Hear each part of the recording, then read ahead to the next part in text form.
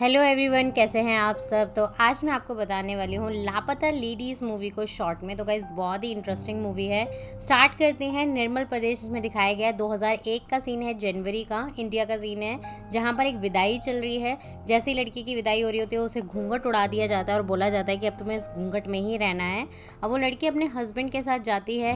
वो ऐसे गाँव में रह रही है जहाँ पर कोई ट्रेन वगैरह की सुविधा नहीं है। तो पहले वो नाव की हेल्प से बस स्टैंड तक जाते हैं। देन बस में जब बैठते हैं तब उसका जो हस्बैंड होता है, जिसका नाम दीपक है, वो उसके सारे गहने उतरवा लेता है। बोलता है सेफ्टी के लिए तुम गहने अंदर रख दो, क्योंकि कुछ भी हो सकता है, चोरी भी हो सकते हैं। फूल कहती है कोई बात नहीं, हम थाने चले जाएंगे अगर चोरी हो जाते हैं तो।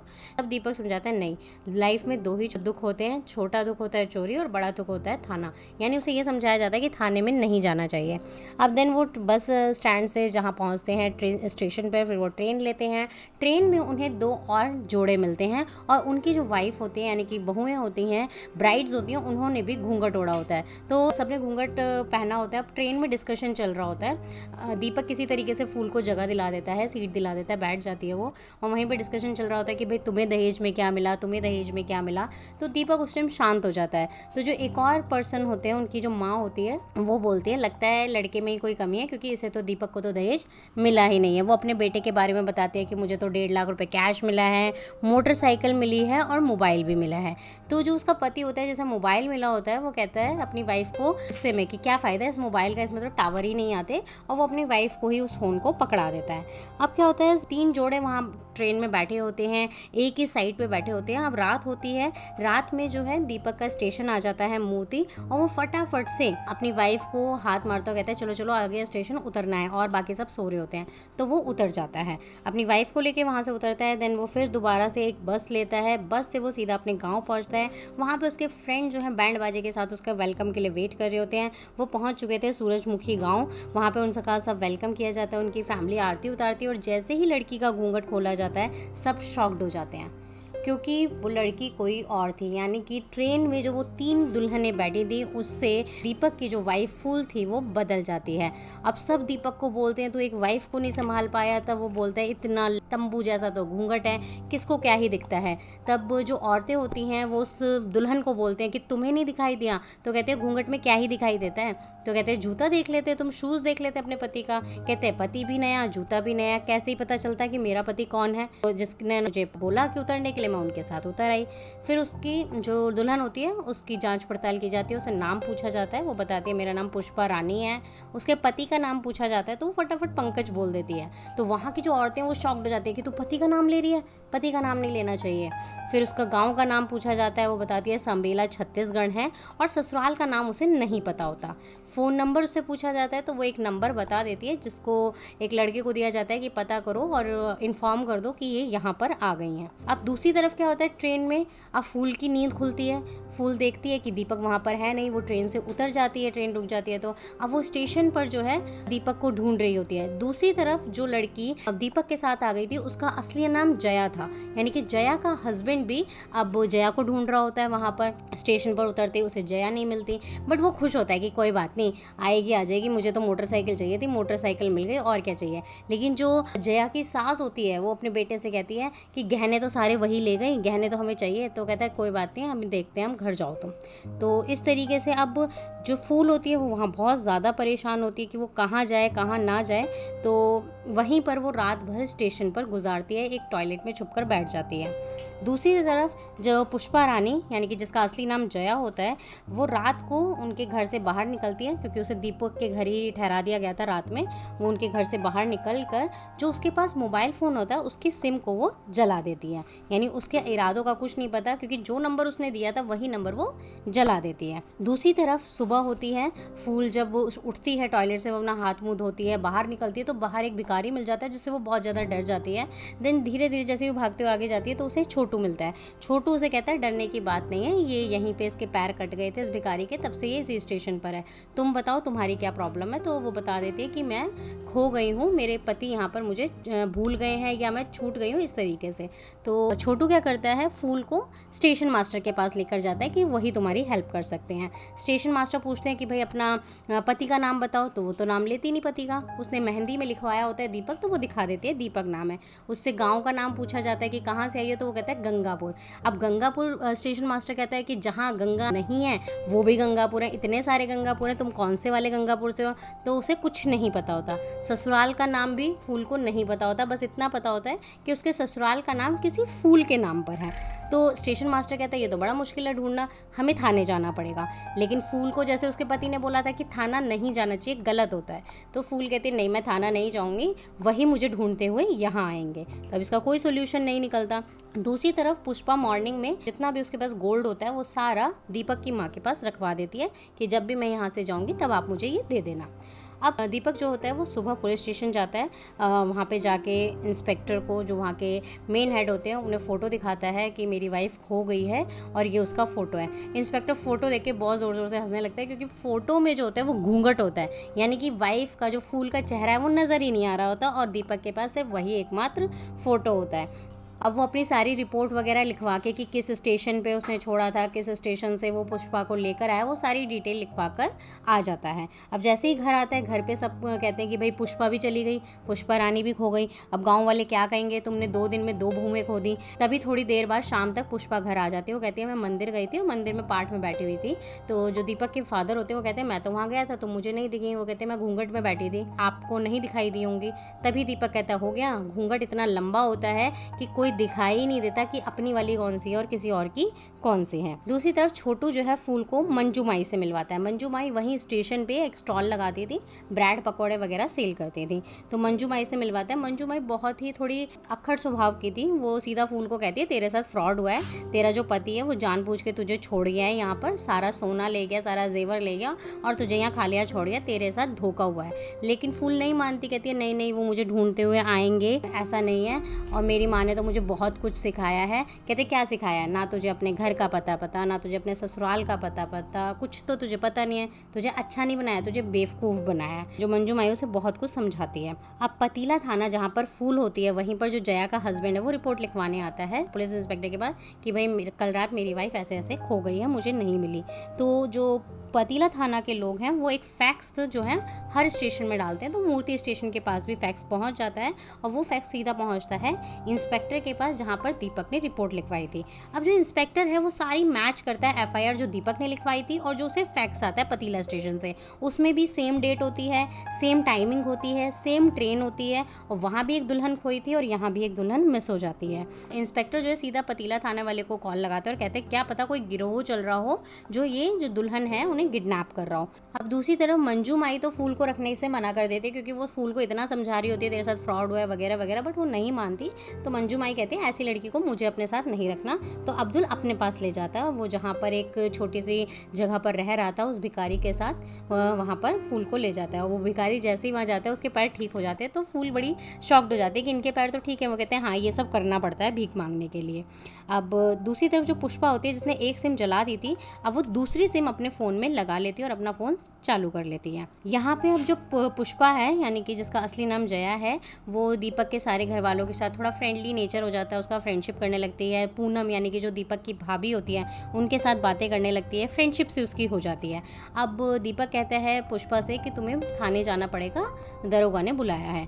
तो पहले तो मना कर देती है पुष्पा, लेकिन फिर चली जाती है। पुष्पा से सारी पूछताछ करते हैं दरोगा कि तुम्हारा नाम क्या है, वो बताती है पुष्पा रानी, और कैसे कैसे मतलब वो सारी वही डिटेल बताती है जो उसने गांव वालों को बताई थी कि पति का नाम पंकज है, संभेला से आई हूँ, छत्तीसगढ़ से वगैरह वगैरह वो बता देती है। तब इंस्पेक्टर पूछता है कि छत्तीसगढ़ वो ट्रेन जिसमें तुम बैठी थी वो तो छत्तीसगढ़ से नहीं आ रही थी। तब पुष्पा बताती है कि मैं तो 2-3 ट्रेन मैंने चेंज करी थी तो मुझे नहीं पता। देन इंस्पेक्टर होता है वो पूरा फैक्स पढ़ रहा होता है, उस फैक्स में लिखा होता है कि जो दुल्हन वहाँ से खोई है जिसका नाम जया है उसके हाथ पे टैटू है जया नाम का। तो वो हाथ पूछता है कि तुम्हारे कोई कुछ टैटू वैटू कुछ गुदा हुआ है कहीं, तो वो बता देती है पुष्पा की हाँ हाथ पर है। और जैसे ही वो हाथ दिखाती है तो वो जया नहीं होता, श्रेया होता है, वो उसका श्रेया बना लेती है। इंस्पेक्टर पूछते हैं कि तुम्हारा नाम पुष्पा है तो तुमने श्रेया क्यों छपवा रखा है? तो कहती है मेरे दादाजी मुझे बचपन में श्रेया कहते थे तो तब से ये गुंदा हुआ है श्रेया नाम का।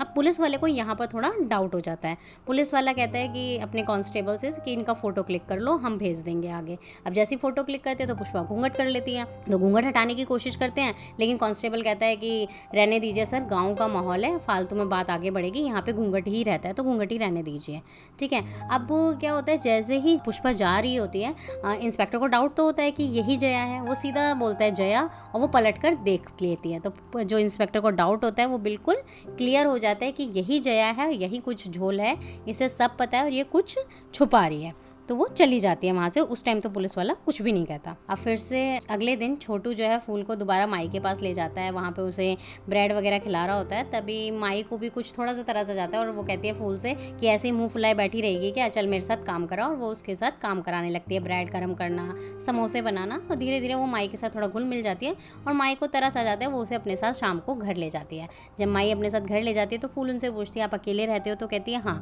पहले मेरा पूरा परिवार था, मेरा पति था, मेरे बच्चे थे, सब थे, लेकिन सब मेरा यूज़ करते थे। मेरा पति शराब बहुत पीता था और फिर मुझे मारता था और मार के कहता था मैं तो तुझसे बहुत प्यार करता हूँ, इसीलिए मैं तुझे मारता हूँ। तो बस कहती है कि एक दिन मैंने भी प्यार दिखा दिया और मैंने भी मार पीट के बाहर निकाल दिया।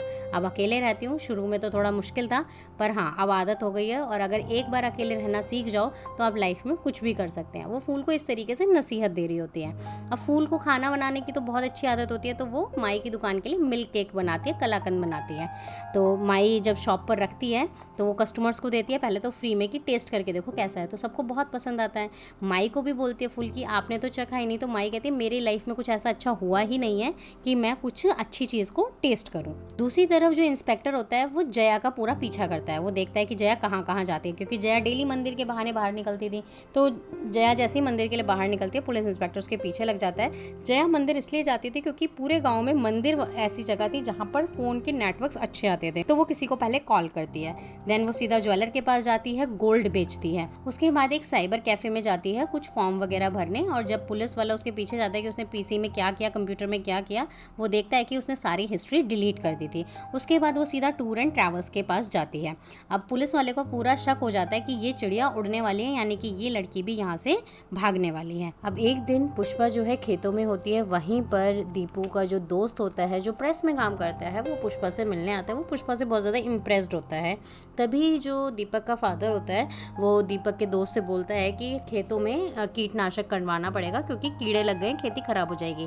तब पुष्पा बोलते हैं कि कीटनाशक नहीं लगाना चाहिए क्योंकि उससे फसलें खराब हो जाती हैं। इसका तो एक और सोल्यूशन है, स्टिकी ट्रैप के बारे में वो उन लोगों को बताती है। तो दोनों हैरान हो जाते हैं कि पुष्पा को इतनी ज़्यादा नॉलेज कैसे है। तब जो दीपक की भाभी होती है कहती है तुम्हें तो बहुत नॉलेज है। तो कहती है मैंने अपने फादर के खेतों को बिकते हुए देखा है, इसीलिए मुझे तब से मैंने सोचा था कि खेती को किस तरीके से अच्छा करना चाहिए, तो मैंने उसकी पढ़ाई की है। क्योंकि हम लोगों को लगता है, किसानों को ये लगता है कि खेती सिर्फ और सिर्फ विश्वास और मेहनत से चलती है, पर ऐसा नहीं है, खेती विज्ञान से चलती है। अब जो पुष्पा का फ़ोन होता है वो दीपक के भतीजे को मिल जाता है, तो वो उसको देख लेता है कि मैं सबको बता दूंगा। तब पुष्पा उसको बोलती है कि किसी को मत बताना, मैं तुम्हें इसमें गेम खिलाऊंगी। अब क्या होता है, पुष्पा जो है एक दिन पूनम के रूम में ही बैठी होती है, तब उसे दिखता है कि पूनम ने अपने बेड के नीचे एक फ़ोटो रखी हुई थी। वो फ़ोटो और किसी की नहीं, पूनम के हस्बैंड की थी, और पूनम उसका नाम लेती है कि श्रवण कुमार, और हंसने लगते हैं कि भाई तुम नाम ले सकती हो। मतलब उसने एक तरीके से पुष्पा ने वहाँ के सारे माहौल को बदल दिया था। पूनम बताती है कि इनका कोई फ़ोटो नहीं था उसके हस्बैंड का, और एक फ़ोटो था वो भी राशन कार्ड में लग गया था, तो मैंने उनका एक फ़ोटो बना लिया। तब वो पुष्पा को पता चलता है कि तुम्हारी ड्राइंग तो इतनी अच्छी है कि तुम इतना अच्छा पेंट कर लेती हो, इतना अच्छा ड्रॉ कर लेती हो। तब पूनम कहती है ये तो मैं फ्री टाइम में करती थी, फिजूल का काम है। तब पुष्पा उसे समझाती है कोई भी कला फिजूल नहीं होती, ये तो तुम्हारे में बहुत अच्छा टैलेंट है। जो पुलिस इंस्पेक्टर होता है वो पुष्पा के पीछे लगा होता है। वो कहता है कि इसने 5 मनी ऑर्डर क्यों भेजे हैं, वो भी 5-5 हज़ार के। पुलिस वाले को ये लगता है कि ये बहुत बड़ी चोर है और ये अपने आगे गैंग मेंबर्स को पैसे भेज रही है। दूसरी तरफ जो फूल है वो माई के साथ पूरा काम करती है, हाथ बटाती है। 4-5 दिन हो चुके थे, तो छोटू भी कहता है कि तूने अभी भी उम्मीद लगाई हुई है, क्या पता वो आएगा या नहीं आएगा। तो इस तरीके से वो उससे बातें करती है। लास्ट में वो ये भी सोचती है कि क्या पता जो दीपक है, जो उसके हस्बैंड है, वो उसे अपनाएंगे या नहीं, क्योंकि वो उन्हें 4 दिन जो है उसने स्टेशन पर बिताए हैं। तब मंजू माई उसे बोलती है कि वो तुझे छोड़ के गया था, तो अगर वो अपनाए ना तब तू छोड़ दियो, ये तेरी गलती इसमें नहीं है। दीपू जो है पूरे गाँव में शहर गाँव जाके जब वो अपनी बीवी को ढूंढ रहा होता है, उसे नहीं मिलती, तो हताश हो जाता है। एक दिन रात में अपने दोस्तों के साथ बैठा होता है, दारू पी रहा होता है, तभी 1-2 दोस्त कह देते हैं अब क्या पता जो तुम्हारी बीवी है यानी कि फूल है, जो हमारी भाभी है, वो ठीक रही भी होगी या नहीं रही होगी, उसे लाना तो अब बेकार है। तो मतलब इस तरीके से उसे भड़का रहे होते हैं फूल के बारे में, और दीपक जो है बहुत ज़्यादा पी लेता है। दूसरी तरफ पुष्पा ने भागने की पूरी तैयारी कर ली थी, वो रेडी हो जाती है, सूट वूट पहन के अपना बैग निकाल ही रही होती है। जब वो बाहर आ रही होती है तभी वो देखती है कि दीपक की हालत सही नहीं होती, वो नशे में आता है और गिर जाता है। वो उसको रूम तक ले जाती जाती है और दीपक बेहोशी में भी फूल का नाम ले रहा होता है, तो पुष्पा वहाँ से नहीं जाती। स्टेशन में इंस्पेक्टर मनोहर के पास पतीला स्टेशन से फैक्स आ जाता है, यानी कि फोटो आ जाता है जया का। तब जैसे ही वो फोटो देखता है जया का, इंस्पेक्टर को पूरा यकीन हो जाता है कि ये जो पुष्पा है यही जया है। और दूसरी तरफ वो पतीला स्टेशन वाले को बैंगल भी भेज देता है, और जिस बैंगल की जया का हस्बैंड प्रदीप होता है वो जांच कर लेता है कि ये बैंगल भी उन्हीं का है, यानी कि अब क्लियर हो जाता है कि पुष्पा ही जया है। इंस्पेक्टर सीधा फोटो लेके दीपक के घर पहुंच जाता है और पुष्पा को अरेस्ट कर लेता है, और वहाँ पे दीपक के घर वालों को बताता है कि ये बहुत बड़ी चोर है, ये अपने गैंग मेंबर हेमा त्रिपाठी को मनी ऑर्डर भेज रही है, पैसे भेज रही है, और इसे सब पता था। तभी फ़ोन भी बरामद हो जाता है। तब दीपक कहता है तुम्हारे पास फ़ोन था तो तुमने खुद इन्फॉर्म क्यों नहीं किया। तब इंस्पेक्टर कहता है कि वो इन्फॉर्म करना ही नहीं चाहती थी, वो सब जानते हुए भागना चाहती थी, और ये बहुत बड़ी चोर है, और उसे अरेस्ट करके ले जाता है। जब वो अरेस्ट करके ले जाता है तो दूसरी तरफ दीपक और दीपक की फैमिली बड़ी परेशान हो जाती है कि भाई हमने किसको पनाह दे रखी थी, एक चोर को। तभी जो दीपक का दोस्त होता है जो प्रेस में काम करता है वो आता है, दीपक से कहता है कि पुष्पा को तुमने अरेस्ट क्यों करवा दिया। सब कहते हैं कि वो चोर निकली और उसने ही फूल को किडनैप किया है। तब वो कहता है कि वो किडनैप किया, अगर उसने किडनैप किया होता तो वो ढूंढती क्यों। तब वो दोस्त बताता है कि उसने मुझे ये फ़ोटो दिया था फूल भाभी का प्रिंट कराने के लिए और हर जगह जगह चिपकवाने के लिए कि अगर किसी को भी मिलती है तो वो हमें कांटेक्ट करें। तो कहते हैं कि फ़ोटो कहाँ से बना। तब पूनम बताती है कि जया ने यानी कि पुष्पा ने मुझसे फ़ोटो बनवाया था, क्योंकि मैंने शादी के टाइम पर फूल को देखा था, मैंने फ़ोटो बना दिया और फिर प्रेस पे उसने छपवा कर सारी जगह चिपकवा दिया। तो सब फिर सीधा थाने जाते हैं कि भाई ये मामला क्या है, अगर वो हमारी हेल्प करना चाहती थी तो वो चोर बन के क्यों रही है। तो सारे स्टेशन जाते हैं। दूसरी तरफ जो वो जगह जगह चिपकवाए थे इश्तिहार, पतीला स्टेशन पर एक आदमी को मिल जाते हैं। वो सीधा मंजू माई के पास आता है कि ये देखो ये हमारी फूल का ही फोटो है। तब मंजू माई को पढ़ के बताता है फूल कुमारी, गाँव सूरजमुखी है, दीपक इसके पति का नाम है और कॉन्टैक्ट है। तो सारे खुश हो जाते हैं कि यानी कि फूल के पति ने उसे धोखा नहीं दिया था, वो सच में उसे ढूंढ रहा था। वो सीधा स्टेशन मास्टर के पास जाते हैं, नंबर मिलवाते हैं, बट कोई भी फ़ोन नहीं उठाता। तो वहाँ भी वो परेशान हो जाते हैं। बट स्टेशन मास्टर कहता है कि ये मूर्ति स्टेशन से छपा हुआ है, तो तुम सीधा यहाँ से ट्रेन पकड़ो और मूर्ति स्टेशन पहुँच जाओ। उसको समझा देते हैं अच्छे से कि कौन से नंबर का स्टेशन है, तुम्हें 3 या 4 जितना भी स्टेशन के बाद उतरना है उसे अच्छे से समझा दिया जाता है। तो वहाँ से वो सबसे विदा लेकर अच्छे से कि मैं यहाँ ज़रूर आया करूँगी, ये मेरा मायका बन गया है, फुल ट्रेन में बैठ जाती है। अब दूसरी तरफ वो सारे थाने में होते हैं। जया को निकाला जाता है और जया से अब पूछा जाता है कि तुमने क्या किया। तब जया बताती है कि मैं पढ़ना चाहती थी, बट मेरी माँ ने मुझे पढ़ाई के लिए मना कर दिया था। मैं जैविक खेती करना चाहती थी देहरादून जाके। मैं फर्स्ट आई थी, मेरे मार्क्स बहुत अच्छे थे, बट मेरी माँ ने मेरी शादी तय कर दी थी। उन्होंने कहा कि तेरे पापा ने सारा खेत बेच के दहेज के पैसे इकट्ठे किए हैं, लड़का भी अच्छा है, पैसे वाला है, तो तुम शादी कर लो। तो मेरे पास कोई ऑप्शन ही नहीं था, और मम्मी ने मुझे धमकी भी दे दी थी अगर तुमने शादी नहीं की तो वो मर जाएगी। तो इसीलिए उसे ज़बरदस्ती शादी करनी पड़ी। तब वो जया बताती है कि जब मैं शादी वाले दिन ही मुझे कुछ रिश्तेदारों से पता चला कि प्रदीप की जो पहली वाइफ थी वो बच्चा ना होने की वजह से जलकर मर गई थी। और जया कहती है किसी को क्लियर नहीं है कि वो जलकर मर गई थी या मारी गई थी, यानी कि ये भी उन्हें डाउट होता है। और वो कहती है प्रदीप ने शादी वाले दिन जो 10,000 रुपये दहेज में कम थे उसकी वजह से उसकी माँ को सबके सामने गाली वगैरह दी। तो प्रदीप का बिहेवियर उसे अच्छा नहीं लगा, और उसने जो उम्मीद थी उसकी माँ ने जो जगाई थी कि क्या पता तुम्हारा पति पढ़ा दे, तो उसने वो उम्मीद भी छोड़ दी कि ऐसा पति तो मुझे आगे पढ़ाएगा ही नहीं। कांस्टेबल कहते तुम शादी से पहले क्यों नहीं भागी। जया कहती मैं भागना नहीं चाहती थी, वो तो जब रात में ट्रेन से उतरना था तो दीपक ने मुझे उतार लिया, और बस मैंने सोचा कि ये तो मुझे ज़िंदगी एक मौका दे रही है, और जब इतना मौका दे रही है तो मैं बेवकूफ़ तो हूँ नहीं कि मैं दोबारा से अपने आप को खाई में गिरा लूँ। तो मैंने सोचा बस 1 हफ्ते रुक जाती हूँ। 1 हफ्ते बाद मैं मेरा जो एडमिशन हो चुका था, जो हेमा त्रिपाठी वो मेरी बहन है, मैंने वहाँ पर मनी ऑर्डर किया था ताकि वो मेरा कोर्स खरीद ले और मेरे लिए हॉस्टल का इंतजाम कर ले। मैं बस से जाने वाली थी, मैंने टिकट्स वगैरह सब कुछ ले चुकी थी, और 3 दिन बाद मेरा कोर्स स्टार्ट हो जाएगा। बट जैसे ही मैंने दीपक की हालत देखी तो मैंने सोचा कि मैं इसकी मदद कर देती हूँ, इसलिए मैं 2 दिन रुक गई, और 2 दिन में ये हाल हुआ। तभी बातों ही बातों में जया बताती है कि मैंने अपना नंबर उसमें डाला है इश्तिहार में, तो मेरे नंबर पे फ़ोन आएगा। तभी फिर उसका फ़ोन ऑन किया जाता है, उसमें बहुत सारी मिस्ड कॉल होती हैं। जब उस फ़ोन को दोबारा मिलाया जाता है तब पता चलता है कि वो मूर्ति स्टेशन से कॉल था फूल कुमारी के लिए। तो और फ़ोन फिर स्विच ऑफ हो जाता है। तो फटाफट से दीपू और दीपू के दोस्तों को इंस्पेक्टर कहता है जाओ अपनी बीवी के पास पतीला स्टेशन पर जाओ और उसे ढूंढ कर लाओ। तो दीपू वहाँ से निकल जाता है और इंस्पेक्टर जया को दोबारा से अरेस्ट कर लेता है, दोबारा से जेल में डाल देता है। दीपू बोलता भी है कि इनको आज़ाद कर दो, इनको छोड़ दो, बट इंस्पेक्टर कहता है नहीं, मुझे केस क्लोज करना है, तुम जाओ, नहीं तो तुम्हारी बीवी दोबारा खो जाएगी। जया को दोबारा से जेल में डाल देते हैं और जया को बोलते हैं कि अब तुम्हारे पति को मैंने इन्फॉर्म कर दिया, प्रदीप कभी भी आता होगा। तो जया कहती है आपको उसे नहीं बताना चाहिए था, मुझे नहीं जाना, मैं बालिक हूँ, मतलब वो गिड़गिड़ाती है। बट पुलिस वाला कहता है मुझे तो भाई केस क्लोज करना है। अब प्रदीप वहाँ पर आ जाता है। प्रदीप अपना इंट्रो कहता है कि मैं पतीला स्टेशन से आया हूँ। तो इंस्पेक्टर कहता है हाँ ठीक है, मैंने आपकी वजह से भाई बदनामी ना हो इसलिए कोई केस रिपोर्ट फाइल नहीं की है। अब आप बताओ कौन सी फाइल करनी है, चोरी की फाइल करनी है, गुम होने की फाइल करनी है या भागने की। तो वो कहता है गुम होने की फाइल कर दो। तो वो गुम होने की फाइल कर देता है। प्रदीप जो है पुलिस वाले को कुछ पैसे भी ऑफर करता है। जया को लाया जाता है और जया को वो हैंड ओवर कर देता है सीधा प्रदीप को कि ये ले जाओ भाई, तुमने अपनी वाइफ को बोला था, हमने ढूंढ दी, अब ये ले जाओ। अब वो जो प्रदीप होता है वो बहुत ज़्यादा बदतमीज़ होता है। वो थाने में ही सबसे पहले जया को एक थप्पड़ लगाता है ज़ोर से कि बहुत भागने का शौक है ना, अब घर चलो, घर बताएंगे। और पुलिस वालों से गहने भी दे देता है कि भाई ये एक कंगन है और एक ये बेच चुकी है। तो वो उसको भी धमकी देता है प्रदीप जया को कि दूसरा कंगन देखना, हम तुम्हारी माँ से कैसे वसूलेंगे, तुम घर चलो। तो इस तरीके से धमकी देके वो ले जा रहा होता है। जैसे ही ले जा रहा होता है तो इंस्पेक्टर रोक लेता है, कहता है रुको, एक केस तो क्लोज हो गया लेकिन अब यहाँ दूसरा केस हो गया। तुमने कंप्लेंट लिखवाई, तुम्हारी पत्नी खो गई है, हमने तुम्हारी पत्नी को ढूंढा, तुम्हें कॉल किया और तुम्हारी पत्नी को हैंड ओवर कर दिया, तो एक केस तो क्लोज हो गया।